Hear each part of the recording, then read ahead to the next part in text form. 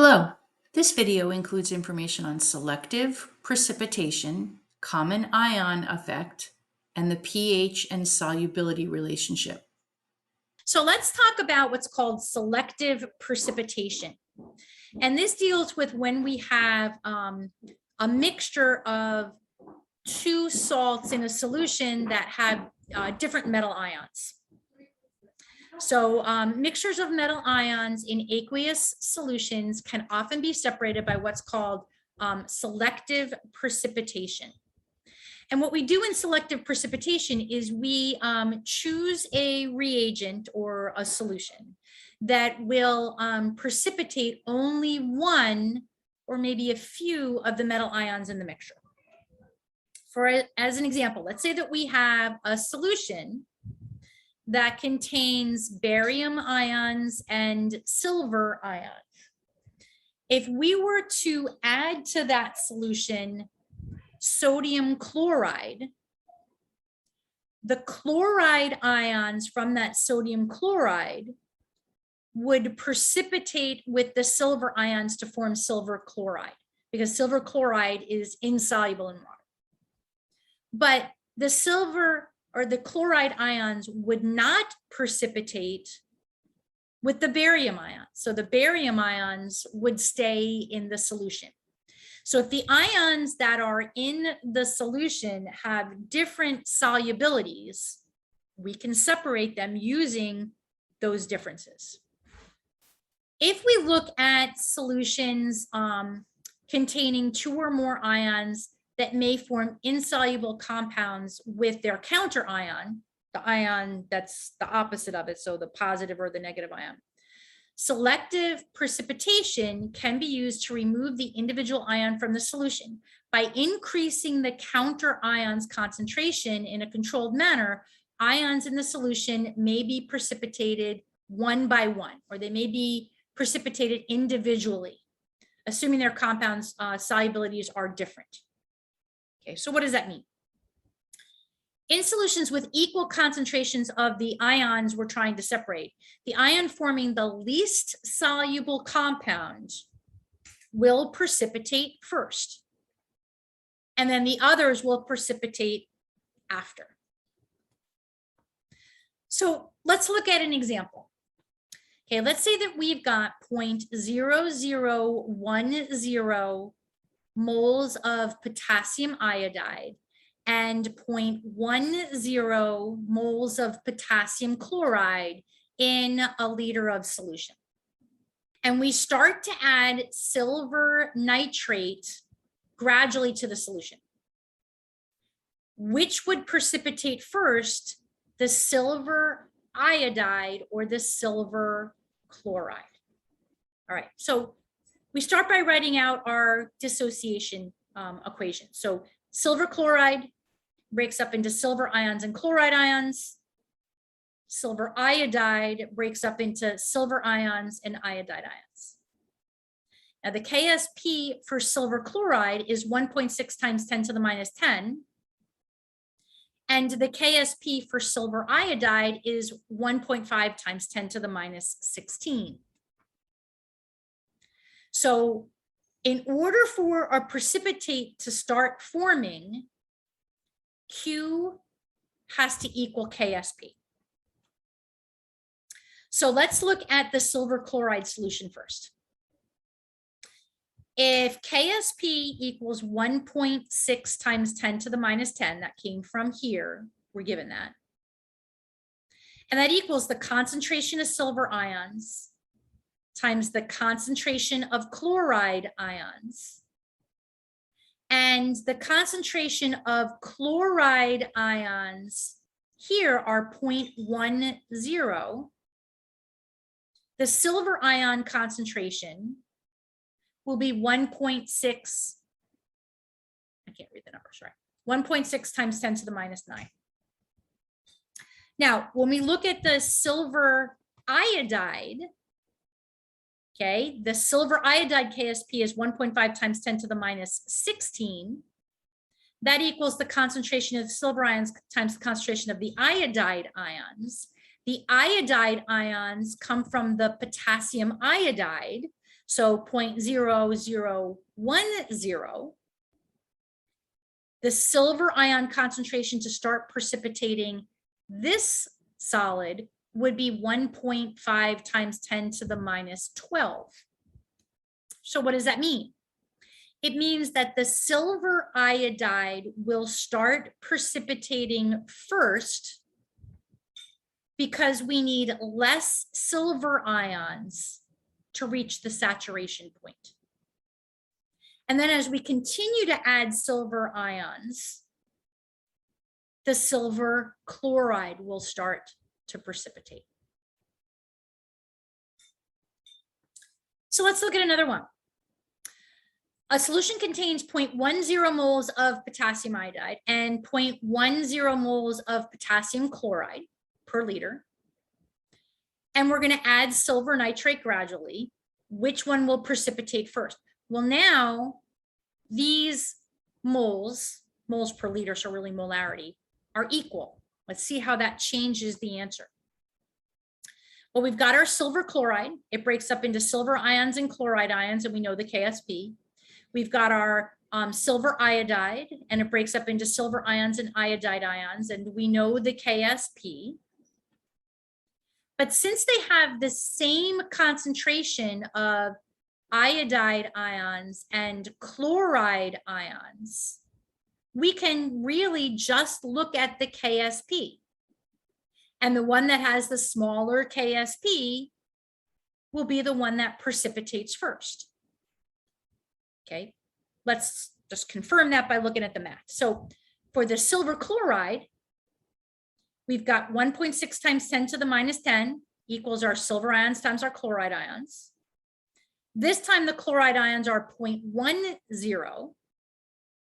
So the silver ion concentration is going to be 1.6 times 10 to the minus 9. If we look at the silver iodide, we've got 1.5 times 10 to the minus 16 equals our silver times 0.10.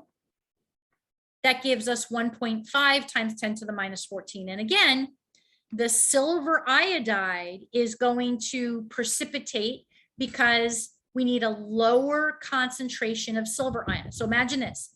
We've got potassium iodide and potassium chloride in the solution. And we slowly start to add silver nitrate. The silver ion concentration is going to start to go up. Eventually, it's going to reach this number, which is going to max out the concentration of silver iodide, and the silver iodide is going to start to precipitate. So the solution contains 1.0 times 10 to the minus 4 molar copper ion, moles per liter, molar copper ion, and 2.0 times 10 to the minus 3 molar lead ion.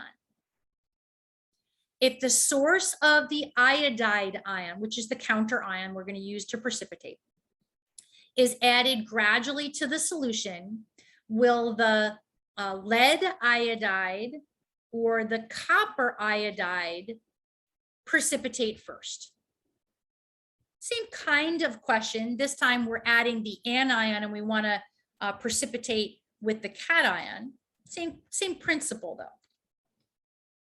So which is the concentration of iodide needed to begin precipitating each salt? It's when KSP equals Q.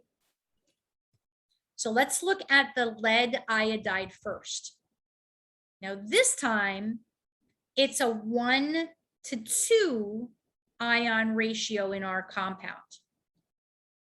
So when we write our Q expression, it's lead ions times iodide ions squared. Okay, we're just writing our KSP expression. Now, the KSP is 1.4 times 10 to the minus 8. We know the lead ion concentration. We're given it here. So 2.0 times 10 to the minus 3 times iodide squared. So we're going to divide both sides by 2.0 times 10 to the minus 3 and take the square root of both sides And that'll tell us how much iodide we would have to add before we start to precipitate the lead iodide. Now, we're going to do the same thing for the copper iodide. But the difference is the copper iodide is a 1-to-1 ratio of copper to iodide. So the KSP expression is the concentration of copper times the concentration of iodide. They're different fundamental KSP expressions. We know the copper ion concentration, so we're going to plug that in here. We can calculate the iodide ion concentration by dividing by 1.0 times 10 to the minus 4. I don't know why there's a square root here. We're not square rooting anything. Ignore the square root there. That shouldn't be there. Iodide equals 5.3 times 10 to the minus 12 divided by 1.0 times 10 to the minus 4. There shouldn't be any square root there. Okay, that's a typo on the slide. And let me just make sure the answer is right. So 5.3 times 10 to the minus 8 divided by 1 times 10 to the minus 4. The math is right. Okay, so it's just a typo here. That square root should not be there to solve for iodide. And we get 5.3 times 10 to the minus 8 is the concentration of iodide ion we would have to add before we start to precipitate the copper ion out of the solution. So now we want to compare these two numbers. And when we do that, the iodide ion is added. The copper iodide is going to precipitate first because 10 to the minus 8 is less than 10 to the minus 3.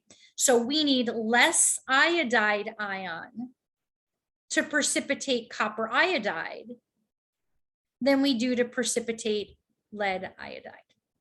And that's our selective solubility type problems. Okay, next we want to look at what's called a common ion effect. Okay, so what does that mean when we talk about that? The common ion effect occurs when we have an ionic compound that we dissolve into water, and then we add a common ion from another source. That's going to shift our equilibrium. All right, so let's say that we have iron 2 carbonate. And the KSP for iron 2 carbonate is 3.5 times 10 to the minus 11. And we're going to add to this solution 2.04 molar ammonium carbonate. Well, iron carbonate and ammonium carbonate have a common ion. That's why we're going to call it the common ion effect. So we write our dissociation of our iron carbonate. So we've got FeCO3 breaks up into iron ions and carbonate ions. But now here's the difference. When the iron carbonate dissolves, it would form X amount of iron ion and X amount of carbonate ion. But we're adding to that X amount of carbonate ion 0.204 molar. So the carbonate ion now becomes X plus 0.204. The carbonate is coming from here and it's coming from here.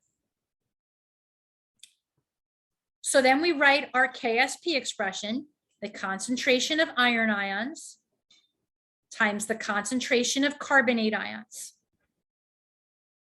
We're given the KSP, so 3.5 times 10 to the minus 11. Iron is X. There's no common ion being added in this problem for iron. But the carbonate is X plus 0.204. Again, the X is coming from the iron carbonate.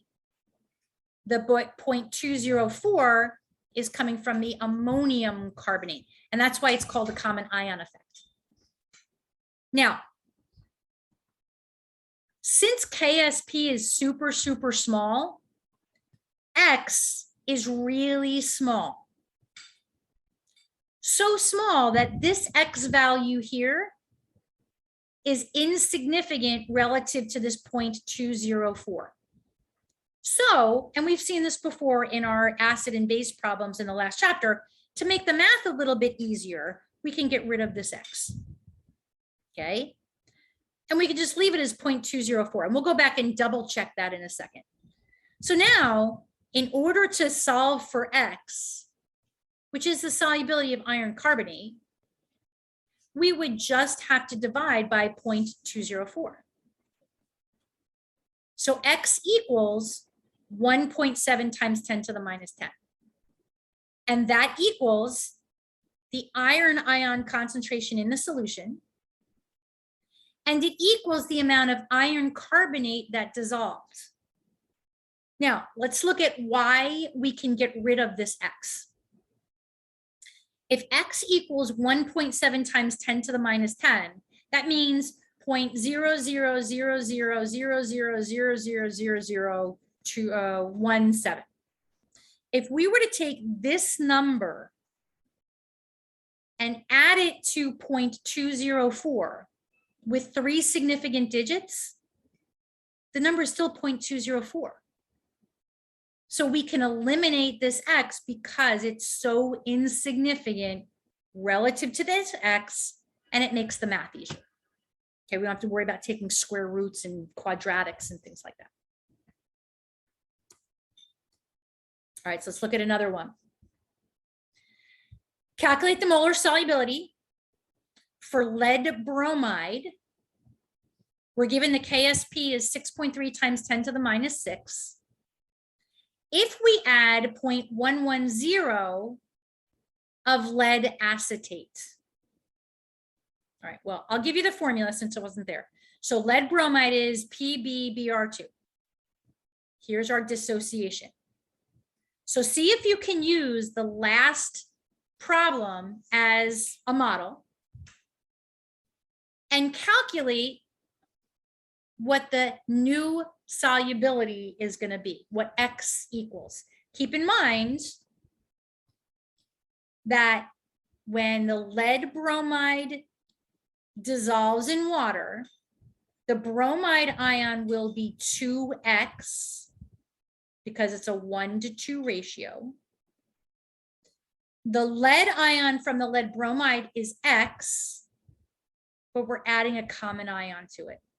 So the bromide or the lead ion becomes X plus 0.110. So write your KSP expression.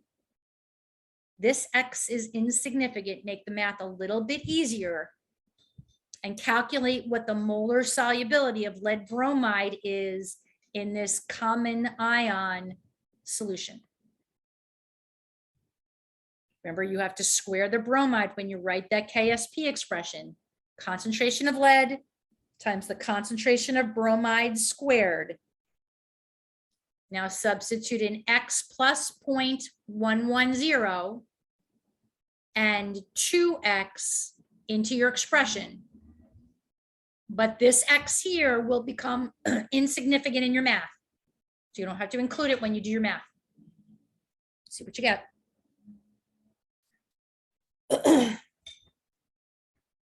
Math-wise, you're taking the quantity 2X and squaring it. That equals 4X squared. Be careful with your algebra.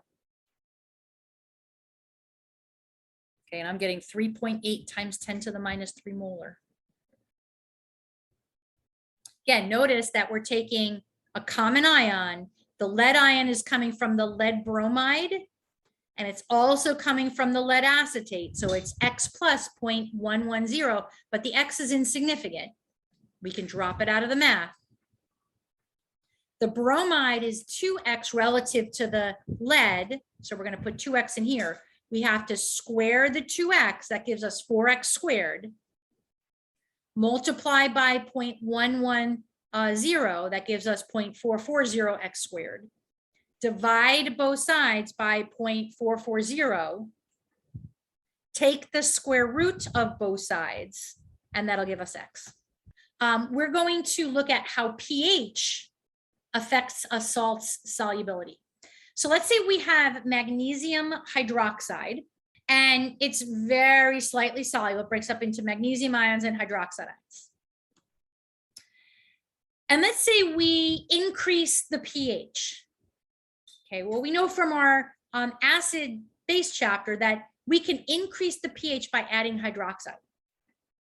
This actually becomes a Le Chatelier's principle problem. Okay, we're really just applying things that we've already learned. So we're increasing a product. If we increase a product based on Le Chatelier's principle, which way is this system going to shift? Is it going to shift towards the left or towards the right if we increase? It's going to shift towards the left. Good. And if it does that, it's going to decrease the amount of solid that can dissolve. It's going to decrease the solubility. Let's say that we decreased the pH, okay, by adding a hydrogen ion. Well, what the hydrogen ion would do is it would react with the hydroxide ion. And when it reacts with the hydroxide ion, it forms water, essentially decreasing the hydroxide ion concentration. And that shifts the equilibrium towards the right. Let's say we have something like silver phosphate,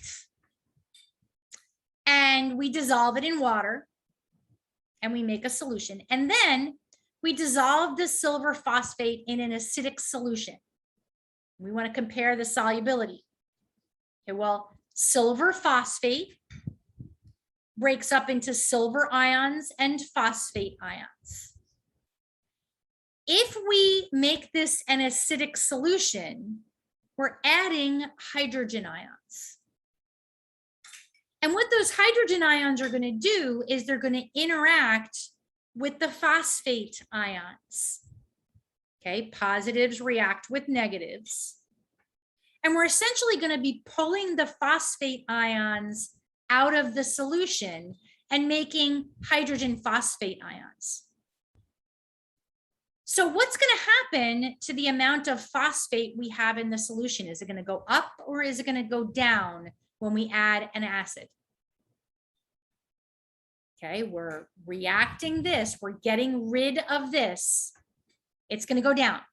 If the phosphate ion concentration goes down, which way is the equilibrium going to shift, to the right or the left? We're decreasing a product.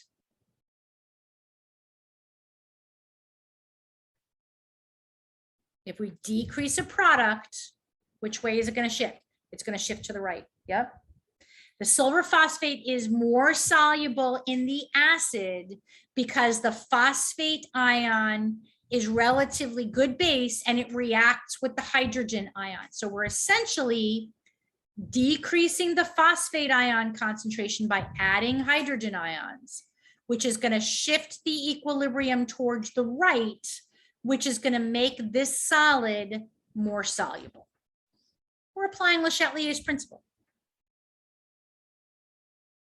So I want you to think about this question. This is not the same as the question we just looked at. How does the KSP of silver phosphate in water compare to the KSP in an acidic solution? Think about what KSP is. If we have a silver phosphate solution and we make the solution acidic, what's going to happen to KSP? I'll give you a hint. KSP is a constant. Do constants change? If they did, would they be constants? No. Okay, KSP is a constant. It's going to stay the same. Remember that equilibrium constants, K values, it doesn't matter whether it's a KC value or a KB value or KW or KA or KB or KSP. Equilibrium constants are constants. The only thing that changes them are temperature. Nothing else is going to change KSP.